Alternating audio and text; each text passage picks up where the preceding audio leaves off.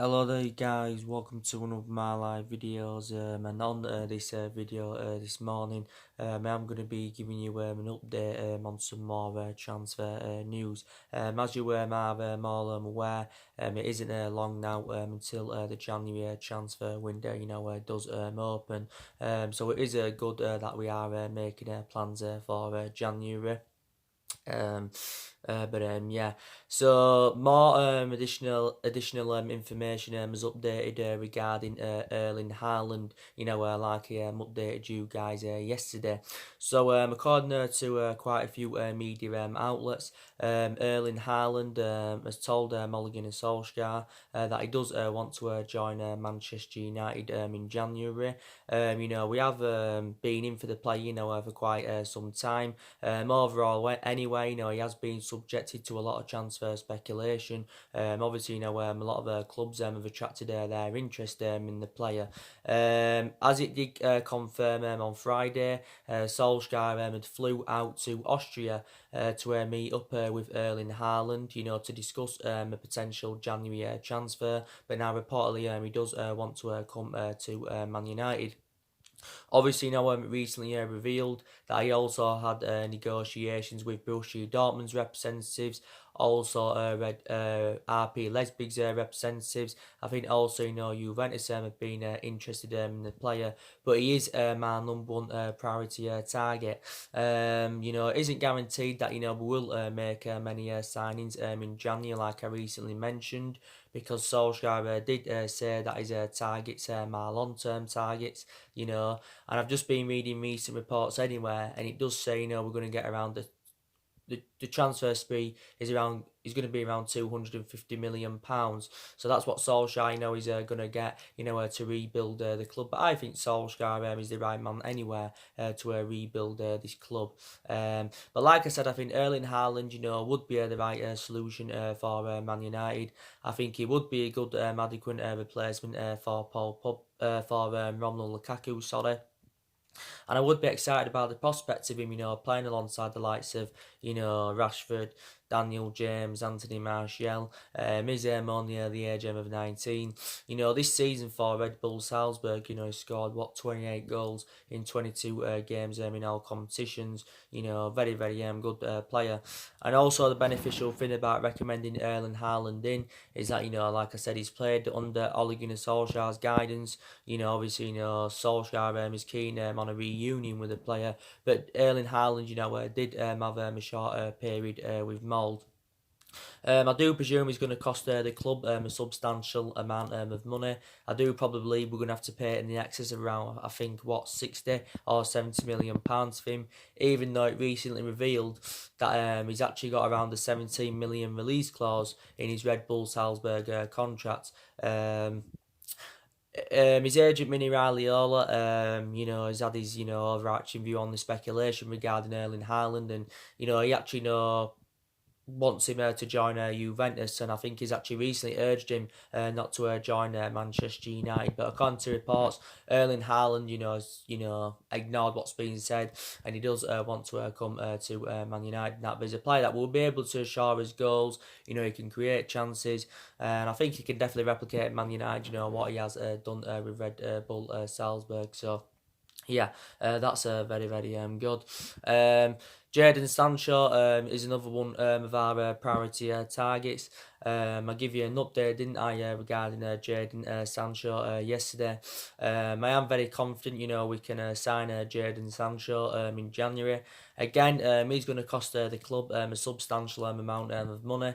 I think, we are going to have to pay in the excess of around, £100 million, maybe even more.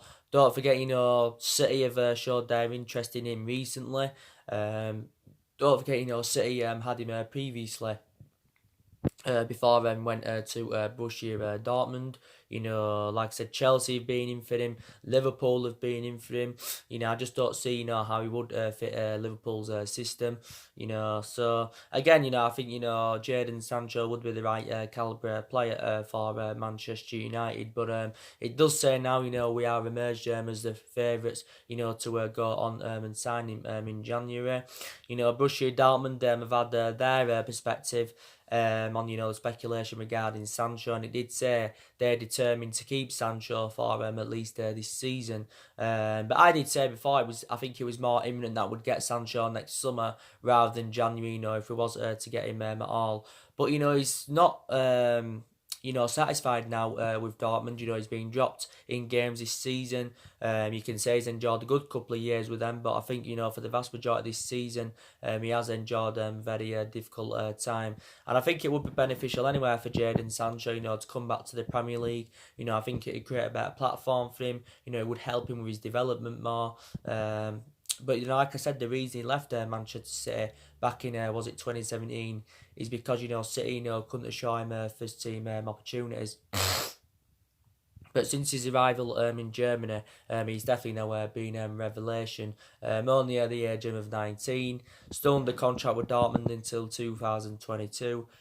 Is primarily a right winger, but you can also play him centrally. So if we could get them two players to the football club in January, I would be really, really happy, because Solsjaker recently said anywhere, we're looking to get around 2 or 3 players in the January transfer window. But it's very imperative next year that, we do address the deficiencies in the squad. Like I said, we need a couple of midfielders. We need an attacking midfielder. We also need a defensive midfielder. Like I said, regardless of what happens with Paul Pogba, we still need to address that midfield. But we've definitely got to recruit a replacement for Ander Herrera. We also need to, strengthen up that attacking line, because we need to see more inspiration in that attacking third of the pitch. Even though the likes of Martial, brings, more inspiration in that attacking third of the pitch, I still think, we need to add more experience in that attacking line. But I think Erling Halland, supposedly coming in, would be very, very beneficial. And there's possibly, other areas in the squad as well that do need to be addressed. But, the midfield and the attacking line is, the two main priority areas. Like I said, we've got to get the right calibre players to Manchester United next year anywhere. And Solskjaer recently insisted, that we can attract players to the elite level, But our recruitment's, got to improve, because, like I said, our recruitment has not only been poor recently, it has been poor for several years, as I think you are more aware of.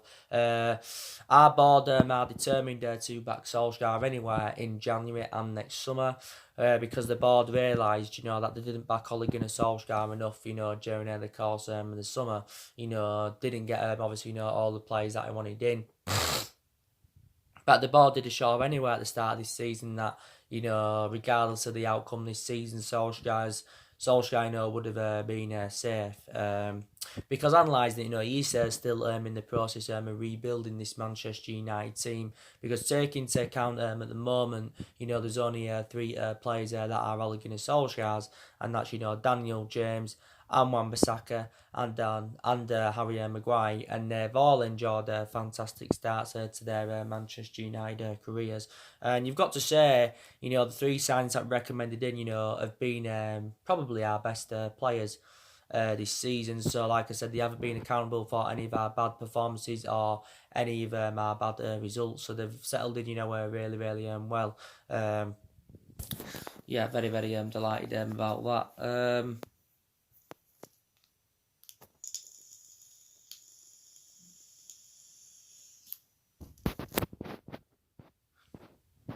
But it is going to be a long rebuilding process. But, my overall analysis on it, I think we need at least another 4 or 5 more players in. If we are to be back to being a competitive elite level football club, and if we are, to be up there challenging for major honours. I still don't only think, that incomings are needed. I still believe there's more. We need to see more outgoings. So I also believe more players do need to leave the football club next year. I think, we need to get rid of another 4 or 5 more players, because, these still definitely problematic players at Manchester United. But like I said, I think £250 million is probably enough, to address the deficiencies in the squad. Probably for 250 million. This is stemming from the Sun, by the way.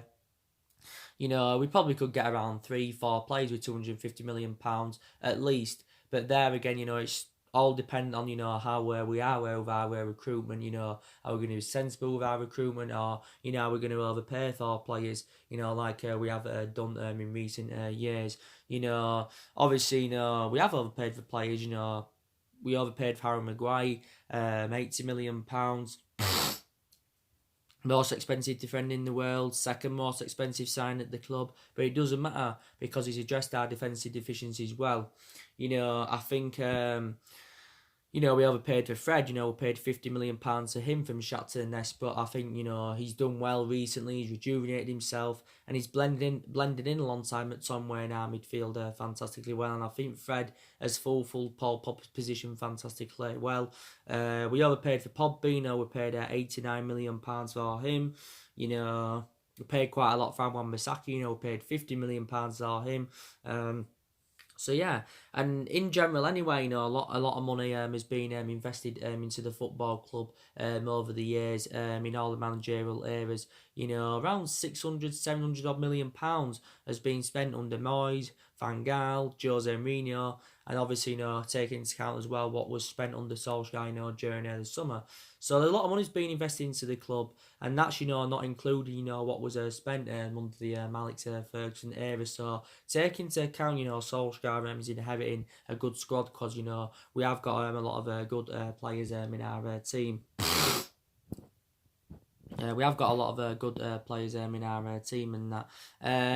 I definitely do believe now that top four is on. I know, was it around 3 or 4 weeks ago, I was actually very, very sceptical that we was going to get that top four because it was, not looking likely, that we was going to get it. We was actually, too far behind. But obviously, reflecting on Chelsea's 1-0 loss to Bournemouth yesterday.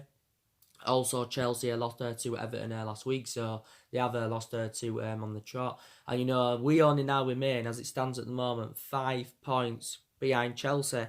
We are sitting in 6th place, of course, but we beat Everton today. We are only 2 points behind top 4. So we could be in that top 4 by Christmas, believe it or not. You wouldn't have thought that. But I think it's very imperative, that we do get that top 4. So obviously, we can't get Champions League football. And obviously, like I said, anywhere when you're in Champions League football, obviously, you've got more chance of attracting players to the elite level. And I said, didn't I, reflect on the size and the potential of this club. We at minimum, we should be in that top 4, or being in Champions League football. But obviously, there's obviously another way, we can get Champions League football. Obviously, if we don't get top 4 this season, that's obviously, progressing in the Europa League. And I definitely believe, we are good enough to win the Europa League. Obviously, won it a couple of years ago under the Jose Mourinho era. We have now won Group L, which is good. We're into the knockout stages of the competition. I think it recently revealed that we could, there's up to 14 teams in the competition, that Man United could face. Whether the jaw's being done or not, I do not know. But yeah, I think we can definitely win the Europa League. But as long as we can get Champions League football secured, you can analyse it and say, we've had a really, really good season. And, I know we've enjoyed our worst start to a Premier League season for 30 years. And obviously analysing it for the vast majority of this season, Solskjaer has been under intense pressure with the football club. But he's no longer under pressure now because, like I said, we've rejuvenated ourselves, especially recently. We've won our last 3 games in all competitions. Beaten Tottenham 2-1, beaten Man City 2-1, and also beat AZ Alkmaar by 4-0 in the Europa League on Thursday. So we are now in a good run of form. So hopefully, where we can keep this momentum up. You've got to say though, the wins against Tottenham and Man City, have definitely saved Ole Gunnar Solskjaer's managerial tenure at the football club. Because if we hadn't beaten Tottenham, we hadn't beaten Man City, then I think, probably Solskjaer, would have been sacked. Probably was imminent, to be fair. But, he would have been sacked if we hadn't beaten Tottenham and Man City. But yeah, we've done really, really well recently. But I said, we've done really, really well against elite opposition this season. We have done really, really well against elite opposition. We've beaten Man City. We've beaten Tottenham. We drew with Liverpool early on this season. We're the only team to take any points from Liverpool in the Premier League this season. We beat Leicester earlier on this season. We beat Chelsea at the beginning of the season by 4-0. We also beat them in the Carabao Cup fourth round. So, it's our record against the elite opposition is very, very good. But we've obviously got to replicate that against the lower opposition, and that's exactly what we did against AZ Alkmaar. Wasn't so good in the first half against Alkmaar. Solsjaker, obviously, urged us to be more like Man United in the second half of that game, and we was. So the performance was totally comparison in the second half to the first half, because we didn't really find our rhythm in the first half, and but Solskjaer has been at the football club now for almost a year. He's been at the football club, it's nearly a year now.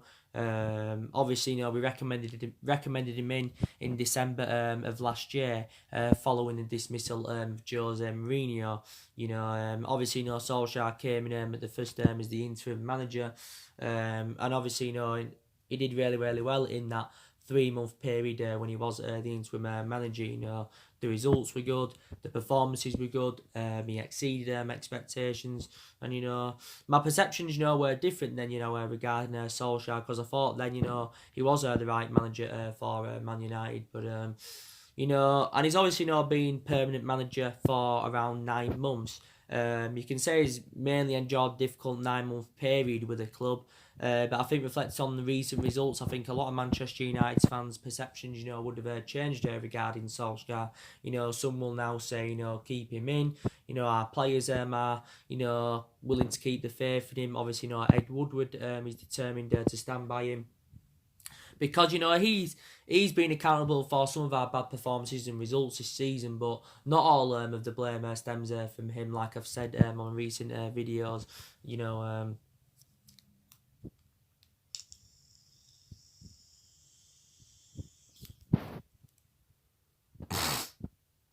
But you've got to say, the best, I think, the best games, we've had under the Ole Gunnar Solskjaer era. These are the best games I think we've had.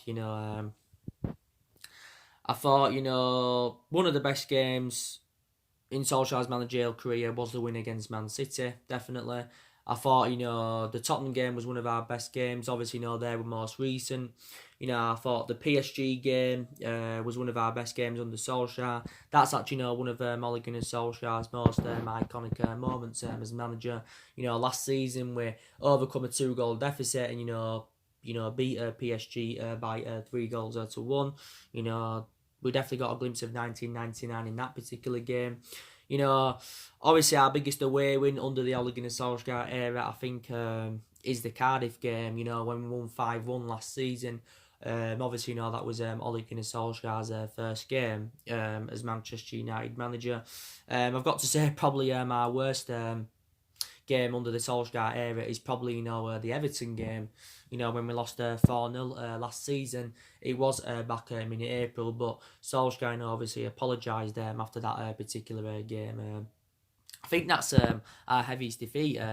Is it under the Solskjaer era so far, if I'm right? But we've had some really, really good games under him. Obviously, there has been a lot of games, especially, when he was the interim manager, where we won, but we didn't, play particularly well, But I've got to say recently that, a lot of aspects of our game have improved.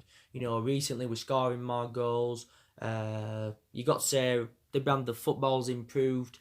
We're creating more chances, which we haven't been doing for the vast majority of this season. Early on this season, obviously, wasn't doing that.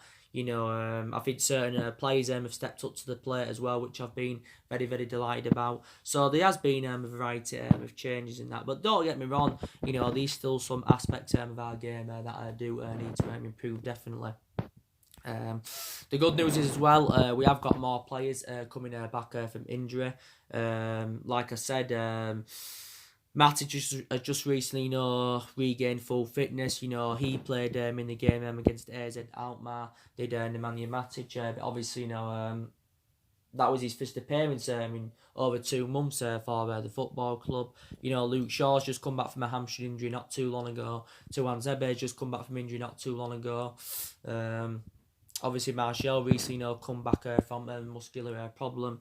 So players are coming back from injury, but reflecting on the amount of injuries we've had this season anyway, Solsjaker has had to make a lot of alterations in the squad.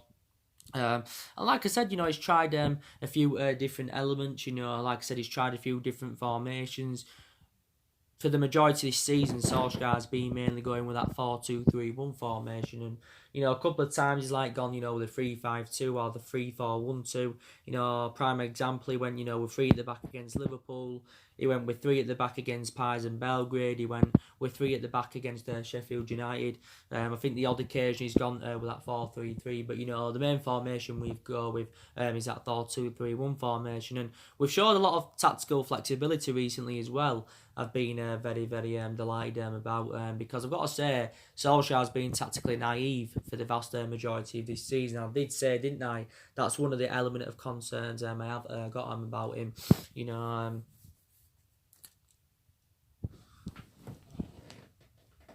One of the element concerns I have got about him.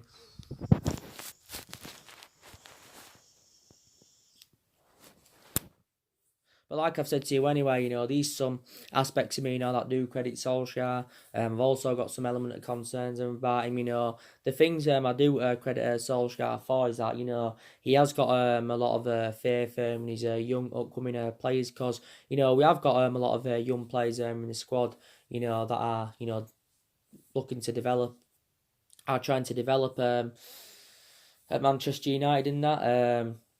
I'm trying to improve them, of course, and I did say I think these are a lot of young players that will become a succession at the football club. I think Greenwood will do well. As he develops more, I think he'll get better and better and better. And I think by the time he's 23, 24, Greenwood, he will be a Galactico player for Manchester United. And I think Solskjaer needs to play him more on a regular basis, because I think in the games Mason Greenwood's played in this season, is being absolutely tremendous. He scored 6 senior goals for the football club this season so far. Scored 2 against AZ Alkmaar. But yeah, very, very good player. Brandon Williams, I've been very impressed with him. Solskjaer obviously now views Brandon Williams as his first choice left back. We've got a variety of fullbacks in the team anyway that can be competitive, but I've got to say Brandon Williams has done well, and I said if he was to keep the consistency up, he would earn more first team promotions, would Brandon Williams. But very, very good player, only at the age of 19, and obviously recently got given a new long-term contract, but deserves it, reflecting on his good run performances. Like I said, in the games Tuan Zebe's played in this season, he's been fantastic for us. He's obviously one of our options at that centre back. He's one of our other options at centre back. We've got a variety of fullbacks a variety of centre backs in the team anyway. We've got around 6 centre backs. Obviously, Solskjaer's first choice centre backs are Lindelof and Harry Maguire, and you can say they've blended in very, very well in our back line. So I've been impressed with them. Like I said, James Garner, I think he's also done well in the games he's played in. So we've got a lot of young players in the squad. Don't get me wrong, I think we need to orchestrate on getting rid of some of the young upcoming players next year or in the future. If we could do that, that would be very beneficial, and it would be a good piece of business from the football club, because I have got some element of concerns about some of the young upcoming players. I've got element of concerns about Chong and Angel Gomez. Obviously, a lot of Manchester United fans have recently, been criticising Mandres Pereira. And, obviously, when McTominay was injured, when he had that ankle injury and when he missed, the 3 games before the Tottenham game, we had to mainly go with a midfield of Andres Pereira and Fred, but he didn't really work out. But yeah, overall, anyway, these are more players that do need to go. We've also got a lot of experienced players in the team, don't forget.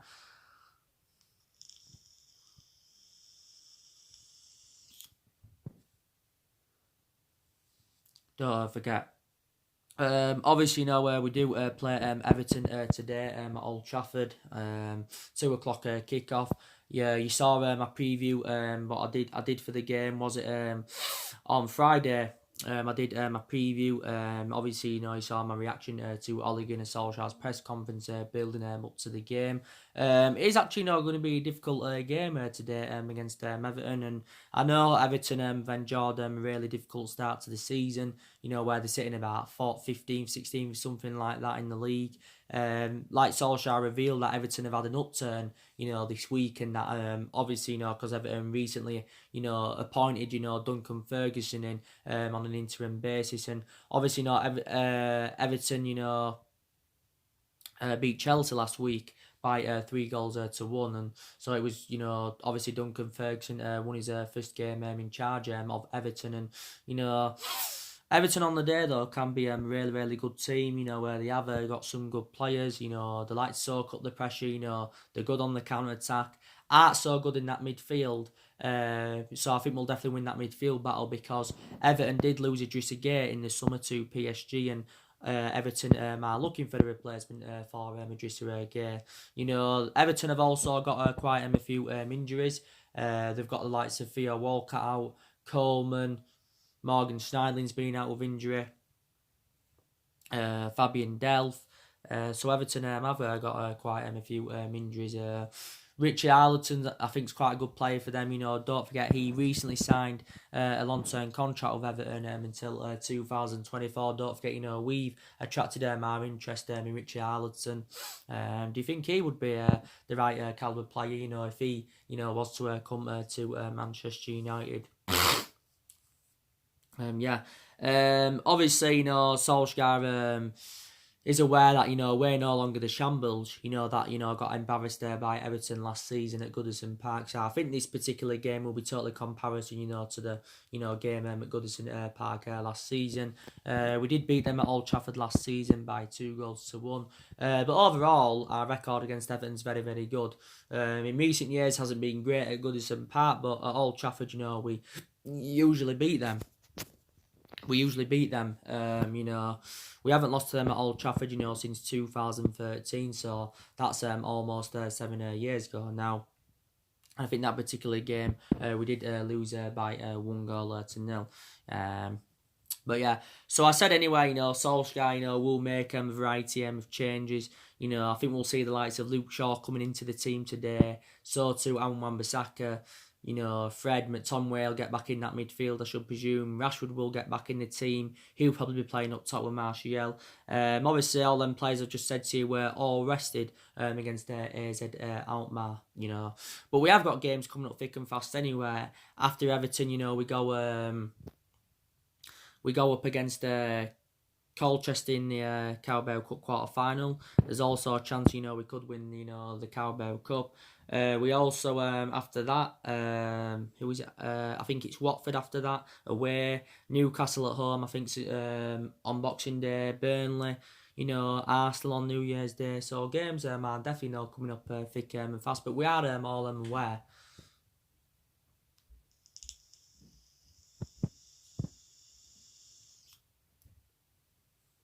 We are all aware, that we've got to win all them games, or try and win as many of them games as we obviously can,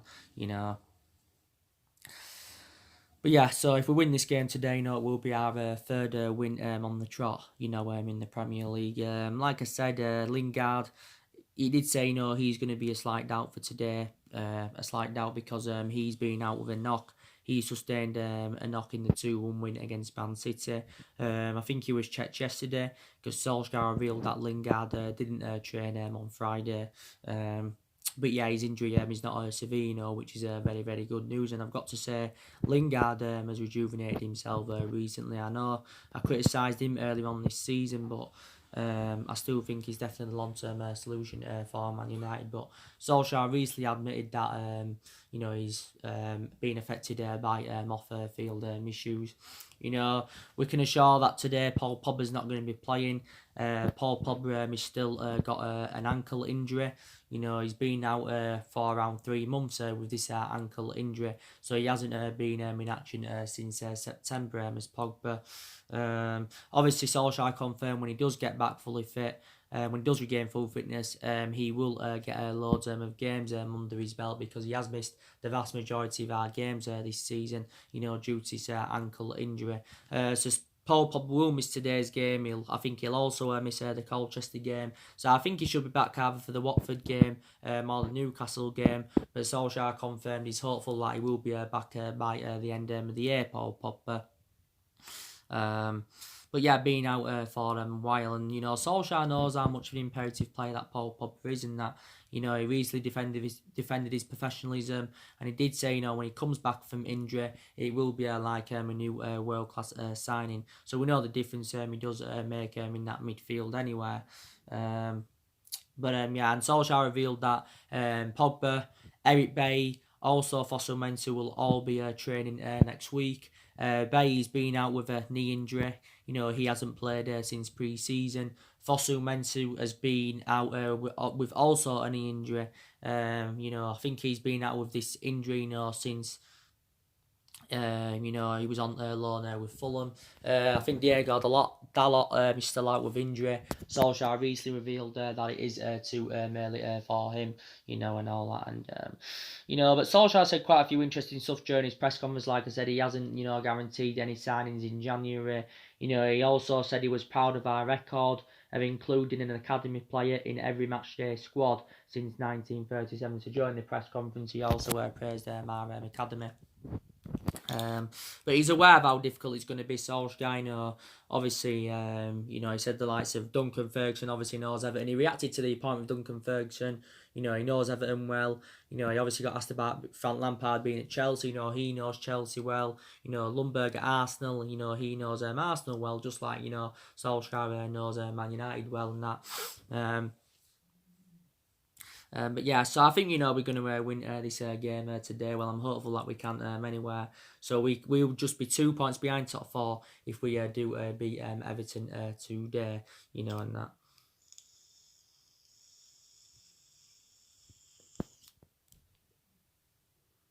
So yeah, so that's mainly everything to update you with on this video this morning, guys. So I just wanted to give you more additional information regarding Erling Halland, and, you know, more of the transfer news. And I do believe now definitely top four is on for Manchester United. So anyway, guys, drop your comments, likes below on the channel. If you do, consider subscribing as always, and I should be on for match reaction today after the Everton game. If I'm not, it will be tomorrow morning, but it probably more imminent. I will be on today, because it is a 2 o'clock kickoff. So, like I said, drop your comments, likes below on the channel, guys, and take care. God bless, and I'll see you all again very, very soon.